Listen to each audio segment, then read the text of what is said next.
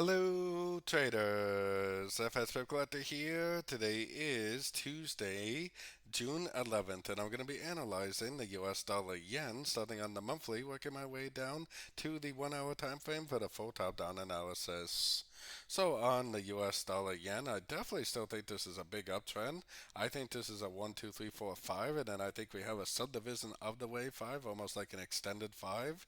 1, 2, 3, 4, and we're probably in the wave 5 of wave 5 right now.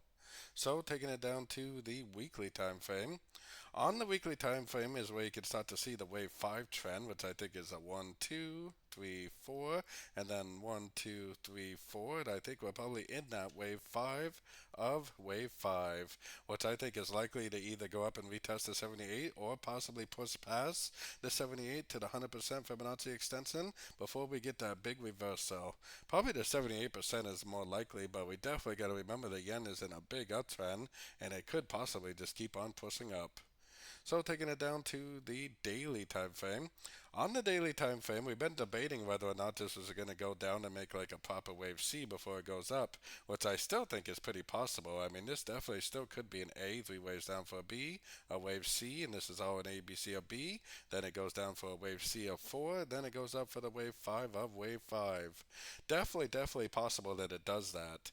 But I honestly think that it may not do that. I honestly think that we may already have the wave 4 in and that it may just keep on drifting up from here. So basically, if it does go up, if it does make a new high and then make a very impulsive turn, then you definitely probably should go short for the wave C. If it doesn't do that and it just keeps on making higher highs, higher lows, then you should definitely just keep on looking for longs, especially on shorter time frames.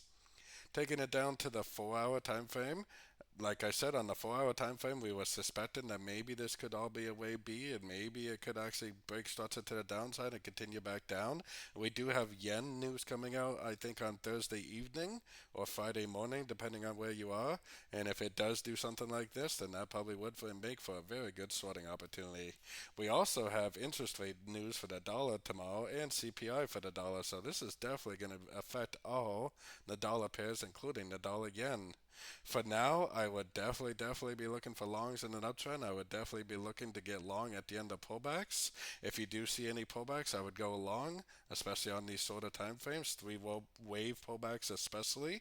But if we do get that dollar news tomorrow making a big impulsive move down, making a big break of structure, that would prove to me that it probably is a wave B, and you definitely should probably go short at that point because then it would probably go down for a big wave C of wave 4, just like what I was showing and explaining on the 4 hour and the daily time frame.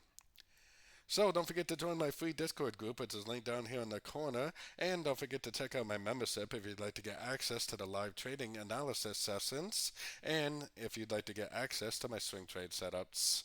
As always, thank you and happy trading.